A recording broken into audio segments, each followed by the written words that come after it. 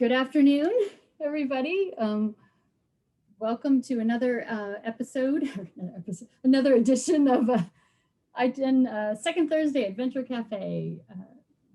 In our session, Don't Skip Important Steps on Your Early Startup Journey. My name is Melissa Grizzle, and I'm the Director of Entrepreneur Development for ITEN. Also joining me this afternoon, I guess it still is one of our entrepreneurs in residence, Quentin Ortega, wave Quentin, as well as our Executive Director, Mary Louise Helbig, who is without video, but we're sure she's waving very enthusiastically.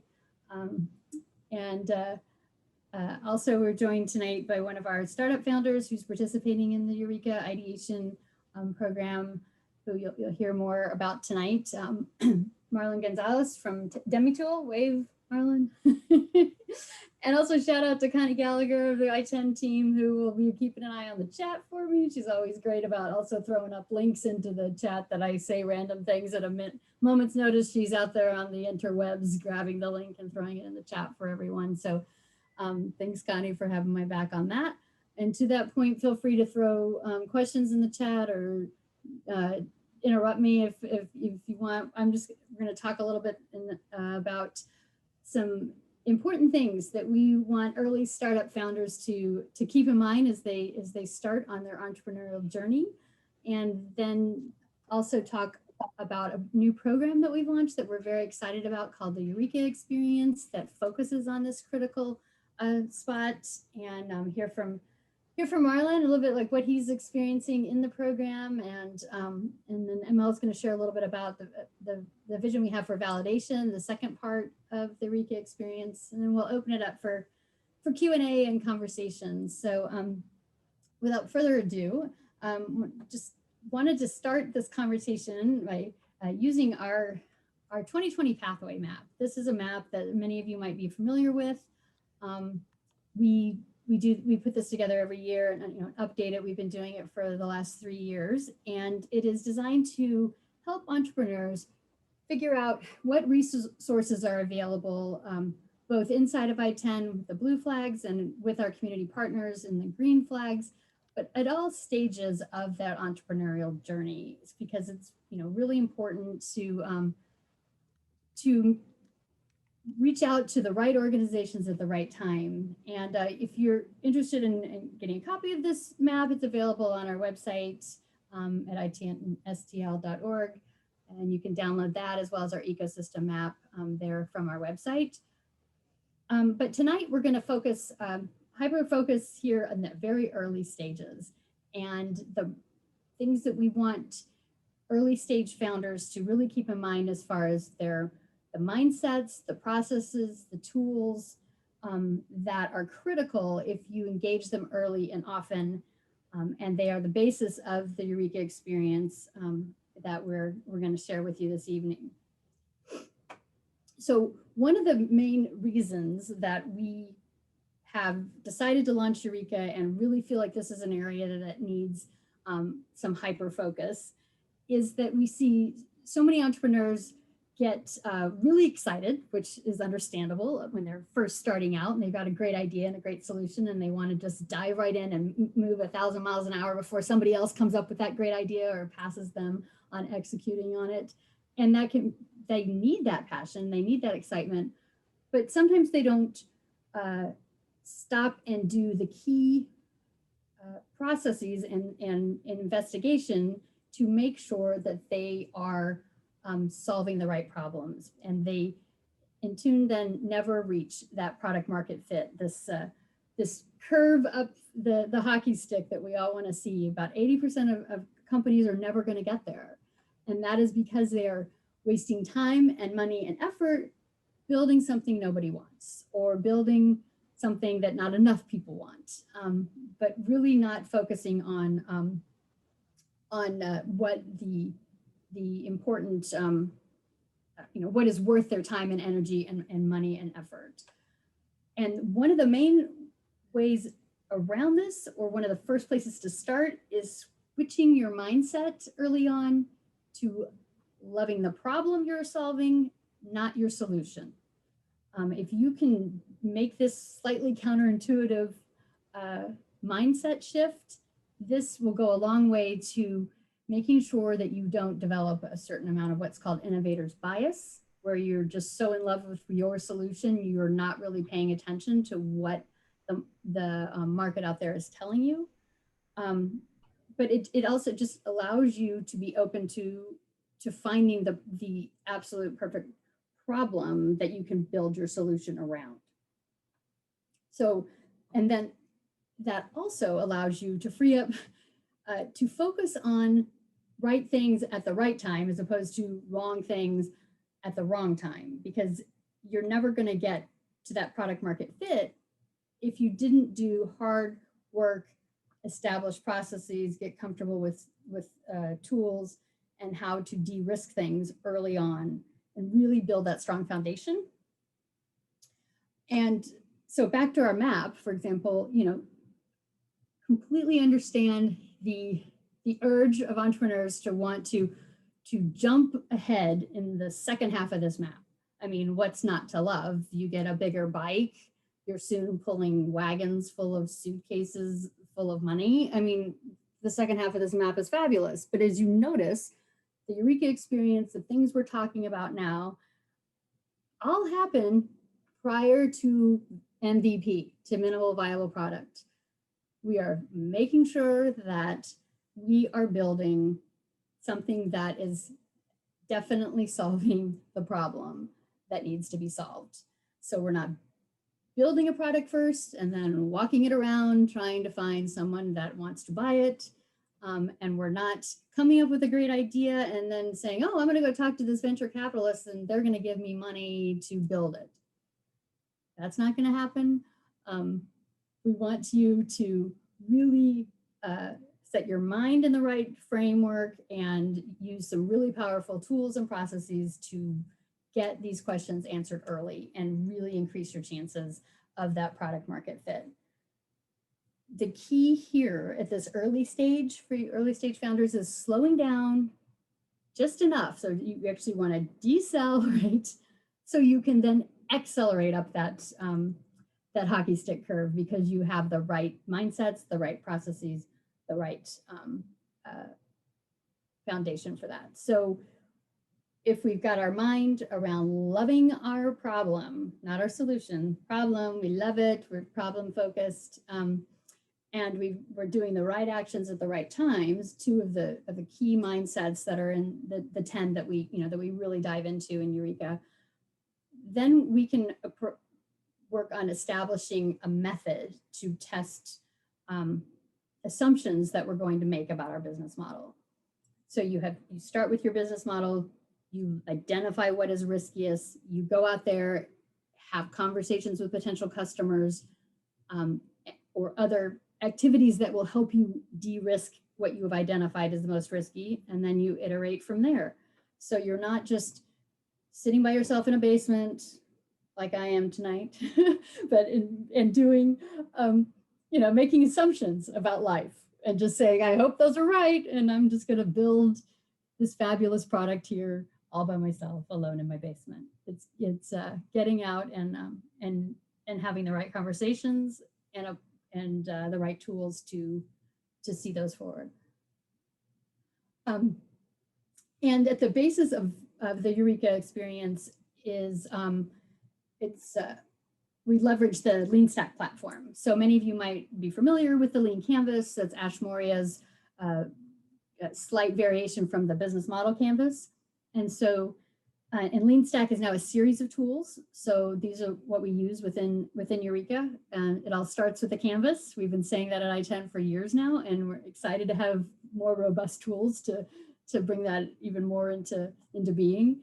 But the canvas is a one-pager of your business model. It allows you to put the key pieces of it and be able to more easily dive into where the riskiest assumption is that you can build some tests against. And I don't know if you can see that on this screen, but the problem box is twice as big as the solution box. The problem, and that is very intentional there on the left-hand side. And the right-hand side, opposite side, is the customer. So it's what problem you're solving and for whom is really important.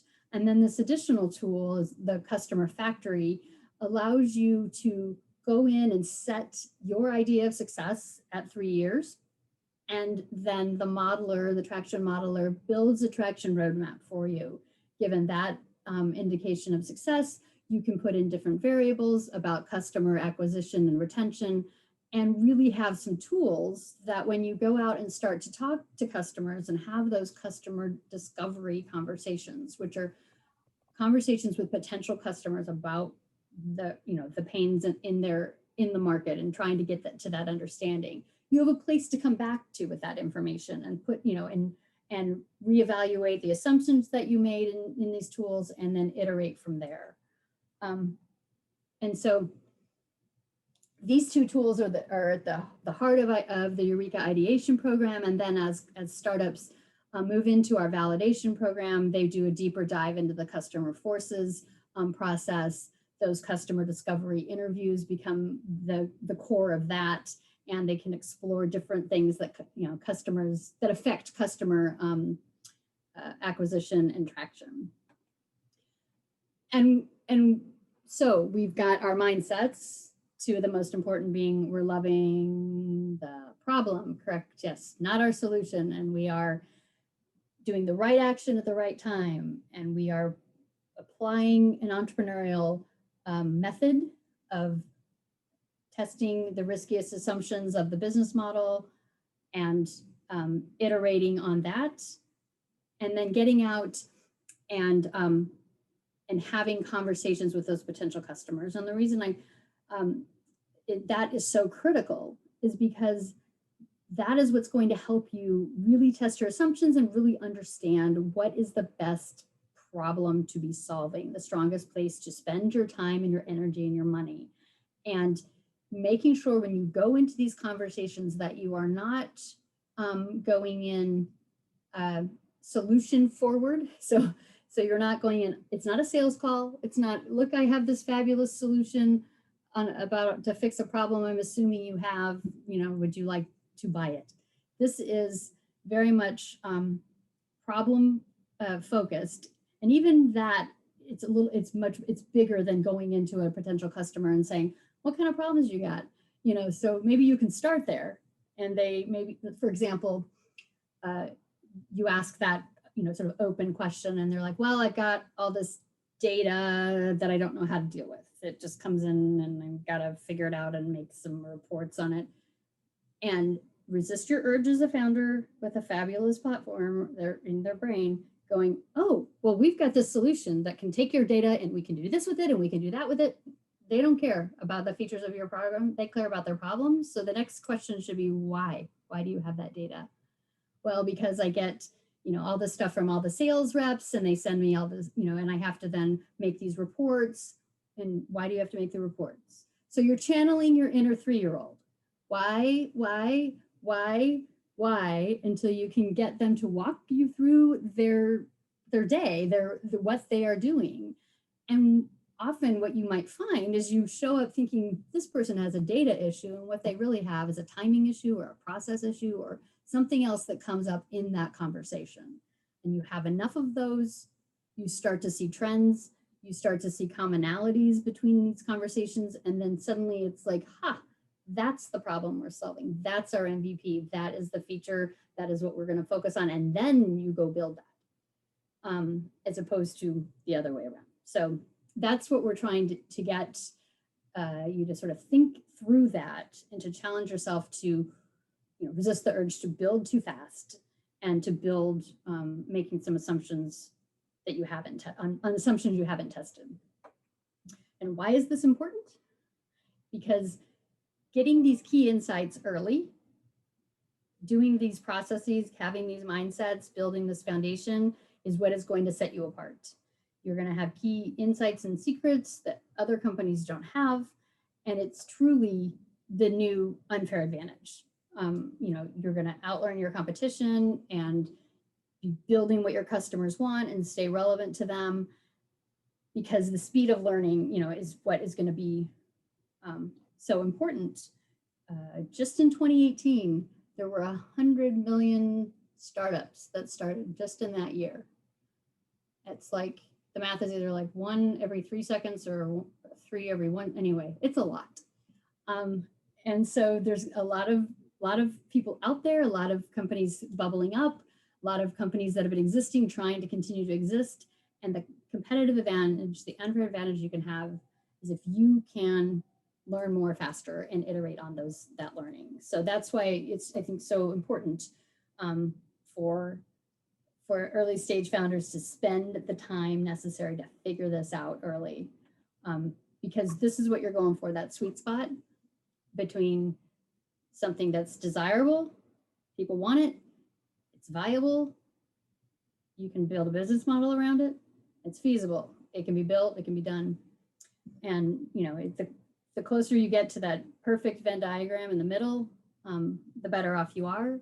So applying the mindsets and the tools and the processes is what is going to help you you get there. And that's also why we are so excited to be launching Eureka. We currently have ideation going on. It's an 8-week program that is taking, there are 24 companies that are participating in this pilot offering. And thanks to the generous support of Lindenwood University, they are doing that free of charge for this 8-week program. And then we will be opening applications for the validation program that will launch in the spring. But I wanted to give Marlon a couple of minutes to just share with the group a little bit of what he's learned through. We're about 3/4 of the way through the 8-week program, and how that's going to affect how he moves forward with his company. You want to come off mute and share a little bit of your story, Marlon? Absolutely. I was also wondering if you want, I can show what the earlier models to give people more context, if that works. Sure, whatever you want it, whatever you'd like to share. Perfect. That helps you share. Do you mind giving me permission? Mm-hmm. So in the meantime, hello everyone. My name is Marlon, and so my company's name is DemiTool. Oh, perfect. And what we're focused on is we recognize that entrepreneurs go through burnout, and that burnout causes so many more issues down the line that it could end up crushing your business. And so that being said, we've been at this for about a year, and it was through this program, through the next 3 things that I wanted to show, that we were able to step back. There's like the business component to the growth and then the technological component to the growth. And so this really has helped solidify I still can't share. You can't? All right, hold on. Nonetheless, this has solidified what we're actually trying to solve, going back to falling in love with the problem. Still can't share. Hold on.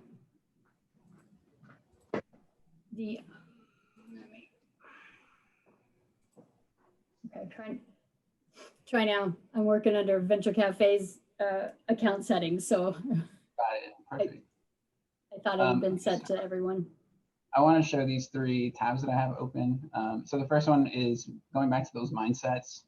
This was something that we went through the first week. And the reason I bring it up is because for a long time, going back to Melissa's point of we wanting to work on the forward end and not stepping back, the most important one that we had here was tackling the risk assumption first. It's going to pop up. And the reason I bring it up is because for a long time, my team is made of 3 people. 2 of us just graduated in May. So our biggest assumption, our biggest risk isn't actually the business, it's us as individuals being able to survive. And being able to actually make that realization helped us realize that, okay, we can work on this business for a long time. We just have to make sure that we're okay and capable of doing it, which changes the framework of how we move on forward. That being said, I also wanted to share the lean canvas. I gotta make mine a little smaller. So there's the first canvas that I worked on. And as you can see, this is like my 3rd or 4th iteration before this. And then I put all these things down. And then fortunately, the tool, I was able to create a canvas on the 28th and then on the 1st. And even this one already seems outdated because, as we all know, entrepreneurship is just constant iteration. And so I bring it up because 1, I have to redo this again. But when I met with Quentin and was able to actually put this all together and talk this through, it's entrepreneurship is a team sport, and it's a lonely team sport unless you find the team. So this has been really helpful. And then the last one, just going to the customer framework, or the traction roadmap. So this is something we did this week for homework, and all of these assumptions, all good, but the most valuable aspect was this chart right here. And the reason I bring it up is because going back to the frameworks, number 7 is think 10x, and from this model you have to multiply by growth of 10x. And it's valuable simply because we're all stuck kind of here, and we obviously want to get here, and it's valuable to see what that route looks like for me, and also to actually want to get there. I wouldn't be doing this if I didn't want to get to this many people or whatever my markers were. So all in all, it's been really helpful to step back, walk a path that is very guided and with other people, because then I can take this back to my team and share my learnings and all of the things that come with that. Plus, I actually just getting to connect, because again, entrepreneurship is a very lonely sport unless you find the team for it. Awesome. This is great. Thank you for sharing that. And to just to reiterate what Marlon was saying about the riskiest assumption, I think often we see a lot of entrepreneurs that don't want to tackle that riskiest assumption. It's a scary thing. Even if they know it's out there, they're kind of like, no, I'm going to stay in these assumptions that I feel better about, and it's a much more comfortable process. But yeah, thanks so much for sharing that and for pointing out the importance of focusing on that riskiest assumption. So you're making sure that you're really de-risking in a smart way. So as I said, we have 2 components to the Eureka experience, and ideation being the first 8-week period. And when people get to the end of that, the goal is to have problem solution fit. And then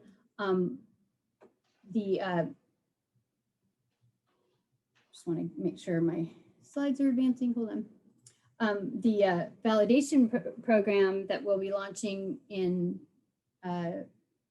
the spring, or in 2021, probably late January, early February timeframe. Applications should open in December, and that is a competitive application. We will select 10 startups for that process. But I wanted Mary Louise to just share a little bit about the components of validation, all the pieces, and its potential, and our vision for it to leverage all parts of our innovation community.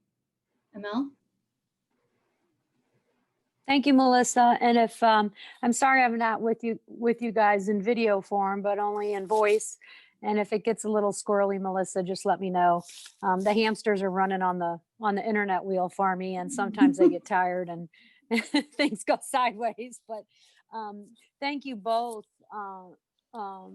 for setting me up for a good segue here for the validation program. So, you know, I think I can't iterate enough the importance of the ideation module or program, working on product problem solution fit.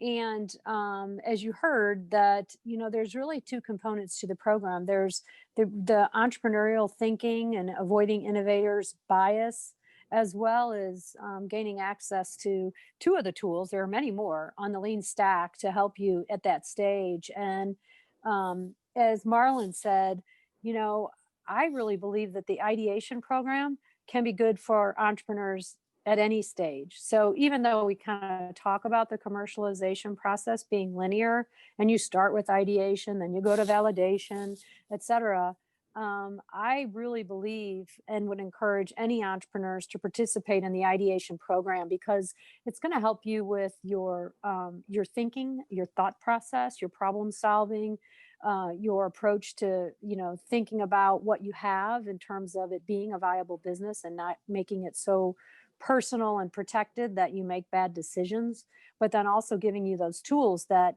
not only do you use at the ideation stage, but you can use them throughout the entire commercialization process and journey.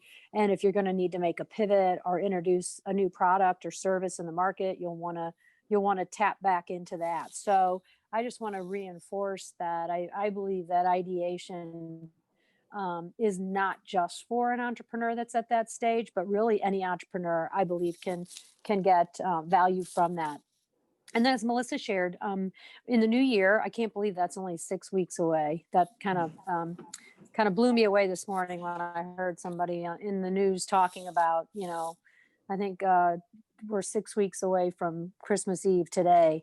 I don't know, can't quite get my head around that. But what my point is, it's really not that far away.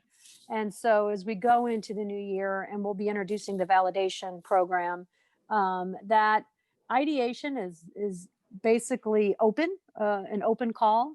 Validation will be an application process, and part of the application is submitting some of the components of the lean canvas and the traction modeler information. So just a heads up, if you aren't familiar with that, you should get familiar with that now if you think you want to apply to participate in validation, because it will be an application and screening process and selection process. But that said, we really kind of fell in love with this Leanstack platform and the opportunity to really do wraparound services for the Eureka experience, both in ideation and validation. And so what you're looking at is taking what, that information that you would have, your lean canvas and your traction roadmap, and then using that to really do lean sprints and really test that out. And get the validation you need so that you can move, and having that solid foundation. It's kind of like having a blueprint for a building, having that early and at the right time, so that whatever you start to build is built upon something very strong and solid. And so that's why I really look at these programs as foundational elements. And Marlon said it, with any of these tools, you'll go back and revise them and tweak them, as you should, over time, because market conditions change. But again, anything that you do when you're building your startup, you really want to have that strong foundation built to support what you're going to do, so that when you move into scaling, your business is building and growing on top of the right, structure. But also, one of the things that we're really excited about in the validation process is that, we'll continue to use the Leanstack platform, but we are doing wraparound services to that. So it's not just like, get online, here's a platform, do your work, right? So you'll have dedicated one-on-one mentors. We are going to pair each entrepreneur up with a student project team to help them do the work as they go through. It's a 12-week program. And then also work to make curated introductions to the business community in St. Louis, with the hope that if we can connect you with area businesses, at first step, they can give you great guidance and insights about being in that business or being a customer of yours, but also potentially maybe doing some pilot testing for you and things like that as you move down the commercialization pathway. So that pie is just showing that our approach to the next phase in validation is really kind of a community-based approach to supporting you on your journey. So very excited about that, and more to come soon. And with that, I will turn it back over to Melissa. Great, thanks, Mel. No, I'm very excited to get the second portion launched as well with validation. And as ML mentioned, the components in ideation will be part of the application process. We will be opening up the application platform in December, so be on the lookout for that. For those that did not go through ideation, you may have a little bit more heavy lifting in your application process, but we'll get access to the tools in order to be able to put those components together and submit them in the application. So yeah, be on the lookout for that. We'll be announcing that those are opening sometime, because we know how entrepreneurs like to spend their holiday downtime doing applications. But it would be across the, probably due in mid-January. So, and Quentin, did I miss anything before we open it up to Q&A and see what people want to? No, I don't think so. I My mean, partner in crime. an overview of what we've been doing here. I think that, you know, some of you here on the call I've worked with and talked to before about your startups, right, over the years. And we may have even talked about the Lean Canvas at different times. And so, you know, we're really excited to be able to offer the Leanstack programming and all the models that Marlon showed off, because it really boils everything down to a simple way to evaluate early stage business ideas and get those go, no go, or pivot decisions really early, which is what everybody wants. So excited to be able to offer it, and hope you guys check it out. And yes, so I wanted to just, I don't know if we had questions in the chat at all, but if people want to come off mute, and happy to answer any questions there about the components that I talked through at the beginning, or anything about specifically about the Eureka experience. Everybody's shy tonight with no video and no audio. Just screaming into my basement. It's been a long week of attending virtual events, I think, for everybody with Startup Week, right? So. Yes, absolutely. Woohoo, Startup Week. Is everybody going to the closing party tomorrow night? Bourbon Friday. You have till 9 in the, rumor has it you have till 9 in the morning to order your cocktails to be delivered from St. Louis Barkeep. What? That's my little plug to the startup. Go to the Startup Week website and you can order your cocktails, since we can't all be together getting cocktails in person. There's also cool t-shirts. How exactly does that work? I heard them talking about it earlier today. I mean, you literally, what are you ordering? They're not delivering a cocktail to your doorstep, are they? Well, they're probably not delivering it to your doorstep, Emma, in the middle of no internet land. No, I'm not, I don't know. Anyone on here know the details of the cocktail delivery? I love how our Q&A has made an abrupt right turn into cocktail delivery. Or wants to go out we'll get 1,000 questions about cocktails. Yes, or wants to look at the. Are they delivering by drone or what? Yeah, they're dropping bourbon on your house via drone. The future is here. But I think there's more details on the Startup Week website. I mean, I'm looking at the site right now, and it does look like you just placed your $20 order with your choice of spirit here, and it's delivered tomorrow. So just in time, it says, for Bourbon Friday. So cool. Well, there you go. I don't plan on getting on any of the drink action, but I will say, hey team. I know you guys are missing a little interaction with the no cameras there, so I wanted to pop in with the camera. Yeah, you have an awesome background too, so show that off. I like it. Thank you. Worked hard on it for sure. Yeah, Quentin helped a lot with my business model as well. Yeah, so appreciate you guys and all that you've done, and the presentation today. Definitely much appreciated. Good to see your face. Good to see you. Yeah, good to see you as well. Mary. Hey, hi. I really like your diagrams this time around. It made it much more concise about how to get off on the right foot. So yeah, you did it's shown that you've learned over time too. And I've learned to not reinvent the wheel when you can partner with a genius that is Ash Moria with the Leanstack platform, and talk about a content producer who's generous with the assets he creates. So yeah, lots of great stuff, and really excited to be using the Leanstack platform. Sure. I just wish we'd been able to do a where do startups start thing during Startup Week. And, I guess my emails to Phyllis got put on a back burner and then forgotten. Yeah, there's a lot going on, but I will say that Yeah. I don't know if you were at the resource fair. Right. I mean, Mary? there's a 9:30 in the morning thing that's espresso or something. And it's like marketed as it's going to be a get together. And it wasn't. It was a panel and nobody knew who was there and nobody got a chance to talk to each other. And it was kind of people feeding off each other on the panel and nothing else. Yeah, I think it's just meant to be a preview of the day. Well, don't call it morning espresso if it's a preview of the day. Because it was a snooze fest to me. And you don't usually get that with espresso. I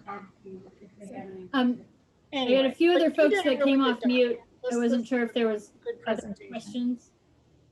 I just saw like a few folks came off mute, so I wasn't, and I got 3 or 4 different windows open, so I wasn't sure if we had chat questions or people just hitting a wall and wanting to go find cocktail delivery. We wouldn't want to delay. Or t-shirts. Yes, the t-shirts are cute too. Yeah, I saw those. And those are St. Louis style. Did the t-shirts, support local t-shirt company, and St. Louis Barkeep doing the cocktails. And if we don't have other questions, you guys know where to find us, itenstl.org. More information about that. We'll be pushing out. Also want to just give a plug for another weekly email newsletter that we curate for the startup community. And Connie works her butt off to curate under the ITEN brand to gather all the important things that are happening in the St. Louis region. So that's a great thing to subscribe to for just a weekly sort of update of what's happening event-wise. And we'll definitely be pushing out the deadlines or the application opening and closing for Eureka in that, and in our social media. Follow us on Twitter and LinkedIn and Facebook to stay abreast of what we've got going on. Also, if we're wrapping up here, speaking of a very packed day with lots of cool stuff going on, just kicking off just a few minutes ago, BioSTL's event with Bronwyn Morgan from Zeo Air, she's an ITEN company as well, and serial entrepreneur that she's talking about her entrepreneurial journey over on the BioSTL event. You can find the link to that through the Startup Week website. And that just started. It's going for the next hour.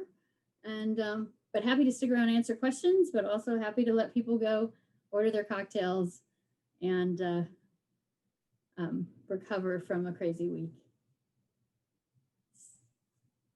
But anything else for the good of the cause, guys? ITEN team? Quentin? Nope. Think we're to go. good. Thank you guys. Thank you so much for attending coming, guys, and for hopefully you got some takeaways tonight to apply to your early stage journey, and we will see you next month here at second Thursday at Venture Cafe. Have a fabulous evening. Enjoy picking Melissa, your cocktail. can we see like a follow-up 3 years after like the cohort from 2017 and see how they're doing? And would you guys do that? The cohort of what? The ITEN folks who were part of you, say 2017, where are they now? How are they doing? Those kinds of follow-up things. It's interesting. Well, so every year, we onboard about 75 to 80 companies, and there's a certain, obviously, attrition because we're working with early stage startups, but our impact report for every year reflects, the current companies we're working with, and also some of our graduates in the Mock Angel program. It's probably the best year over year comparison. And no, it'd be nice to get some stories from people. Mhm. 3 years later, 4 years Well, later. next month, yeah. Next month, we will be doing that. Usually we do that in December, second Thursday, where we bring in some of our startups who we've been working with. Yeah, a mixture of those that are new to us and those that have been maybe around for a couple of years, and just kind of let them tell their story and about their journey. So that's actually what I think we're going to be doing Yeah, next month, that's right, it, Melissa? Yep, Mhm. that's the plan. So good segue. Thanks for teeing Yeah. that up. But yeah, if you're more of a data person, you can download the past few years of our reports off the website as well. And we are actually doing a little bit of refreshing our website soon, and be working on some new assets and storytelling and little things in that regard. Because I do agree, Mary, it's always good to tell the stories, because people don't know what you're up to if you don't actually talk about it. And we always, as a region, haven't always done that well. So looking for opportunities to do that is always a good thing, for sure. Just an FYI too, guys, on the chat, I put where you could do the reports, get the reports up there, and then more information on the Eureka experience itself. So those links are in the chat. Awesome. Thanks, Connie. See, I told you she's on it. So, well, great, guys. Thank you so much for being a part of it. And like I said, if you want to listen to Bronwyn, go grab the link off the Startup Week website, and have a lovely evening. And we'll see Have a you good next night. month. Bye-bye. Thanks, guys. Thanks, team. Cheers. Cheers.